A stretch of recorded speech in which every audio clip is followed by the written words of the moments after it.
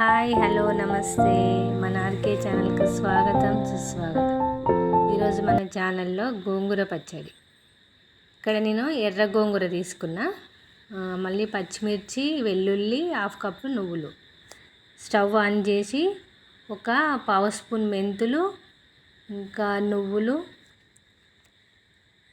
ఒక స్పూన్ జీలకర్ర మంటని లో ఫ్లేమ్లో ఉంచి మంచిగా దూరగా వేయించి పక్కన పెట్టుకున్నా. ఇప్పుడు కొంచెం ఆయిల్ వేసి తర్వాత పచ్చిమిరపకాయలు మంచిగా పండుగ వేయించుకొని పెట్టుకోవాలి. అందులోనే కొంచెం వెల్లుల్లి రెబ్బలు వేసుకోవాలి. ఇక్కడ నేను ఒక 10-12 వెల్లుల్లి రెబ్బలు తీసుకున్నా. తర్వాత ఆ పచ్చిమిర్చి పక్కకు పెట్టి అదే కడాయిలో గోంగూరని ఫ్రై చేసుకోవాలి. ఇదంతా చిన్న మంట పైనే చేసుకోవాలి. మాడకుండా ఇట్లా కలుపుతూ మంచిగా చిన్నగా కలిపి మంచిగా మెత్తగా ఉడికిన తర్వాత పక్కన పెట్టుకోవాలి. అది చల్లారేలోపు మనం వేయించి పెట్టుకున్న నువ్వులు ఉన్నాయి కదా, అది మిక్స్ చేసి నేను పక్కకు పెట్టుకున్న నువ్వుల పొడిని.